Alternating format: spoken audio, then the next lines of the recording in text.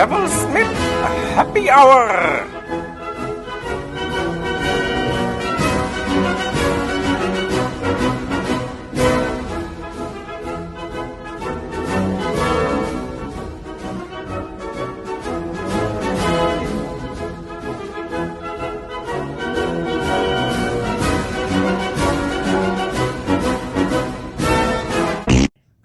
Would you believe it? I've been encouraged to say again, hi from Neville.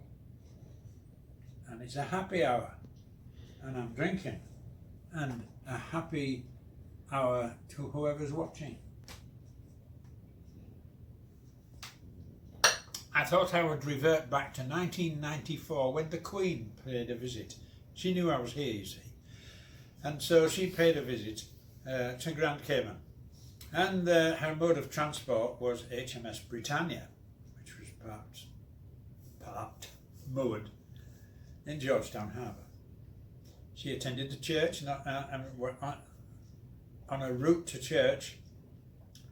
My daughter was a special constable in crowd control, and the Queen passed within 2 feet of her, and Fiona never saw her.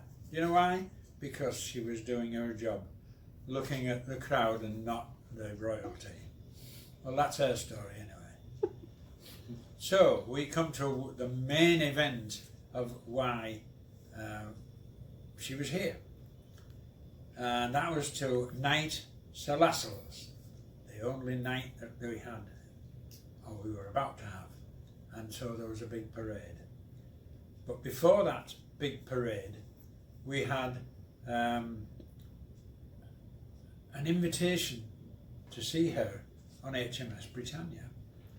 And so you got an invitation plus a guest. Needless to say, I took the rein, and we were lining up on the deck, and we were going to go to the end and then go up some stairs, and we were told that the person whose name was on the invitation had to go first. Well, that took me by surprise, because in all my married life of 65 years, I have never walked up a set of stairs in front of my wife. I've always been behind her. I'm in front of her when we come down, but I was a bit concerned about that. And we're going up these stairs, and she's following me, and I'm making sure she's all right. I turned around, I'm at the top of the stairs, and there's the Queen, slap in front of me, and I was so flummoxed because it took me by surprise. She was right at the head, nobody before her, and saying hello, Mr. Smith. And although it made my day, I was a bit flummoxed that I couldn't have done better in the sight of the Queen. So we went round, and Prince Philip was on the other side, and we left. Come the big day, and she was on parade again, and there was a stage in front of the Legislative Assembly, and they had brought the kneeling stool with them to be right in front of the Queen, so that the recipient could kneel, put one kneel on.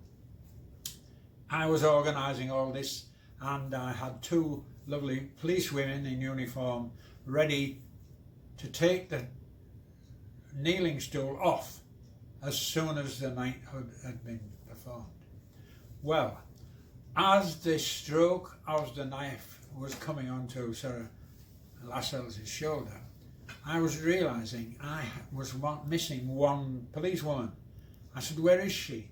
She's out at the front of the Legislative Assembly. And I go like this, and I'm waving like this, and she said she couldn't come. She was pregnant and she couldn't make it.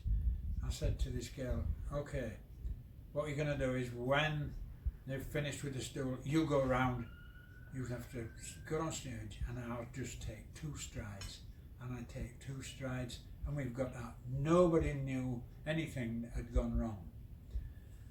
Now then, when you see a photograph of the knighthood of Sir Lascelles, and Lascelles brings it to mind, or he did, he used to say to me, Mr. Smith, I see you every day when I go to work. I said, I know you do, because he had the biggest picture of that knighthood as that knife was coming down, with Neville in the corner like this. I bet lots of people looked at that photograph and say, what the hell is that silly policeman waving into the background? And that was why I was pointing in that direction. And the last thing is, as she left, there was a parade organised for her leaving. She was at Government House, and I was in charge at the dock.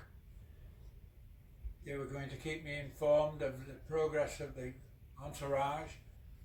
It was pouring down with rain, and I was at the dockside there, and they had a red carpet out.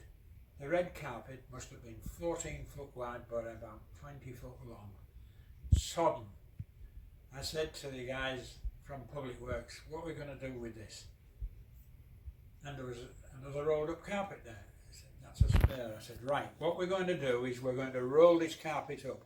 Imagine there was 7 or 8 of us rolling this carpet up. Luckily it was like slightly downhill, and we were sweating cobs, and water was gushing everywhere, and we had to swing it round and put it next to the wall. I said, right, I'll try and gauge it that she's just coming round the bend, and we'll put that other one down. It will roll out easy. That happened. A message comes, the Queen has suggested that maybe we shouldn't have an official parade, and the police force should stand down. So I had to communicate that to the team that was coming down. She arrives, door opens, out gets the Queen, a big umbrella held by a special constable. The Queen got out, he puts the umbrella over her head, and she took one look at the red carpet and deviated so that she walked on the concrete alongside the red carpet. The special constable was on the red carpet, and he held, it was a big guy, he held it, and she walked up. There was no words spoken, no hassle or anything. She decided that she knew where she was going, and she walked up there, and that's how she left the island on HMS Britannia. It was absolutely beautiful. Of course, there was a subtitle to this, because after I got back to the police station, I was hounded by the people who were on this parade. Why did you cancel us, Mr. Smith? I said, because the Queen told me to cancel you. Well, we were halfway there, and we were all wet through anyway, and so we wanted to go. I said, well, I wasn't going to overrule the Queen on that occasion. Have a nice day.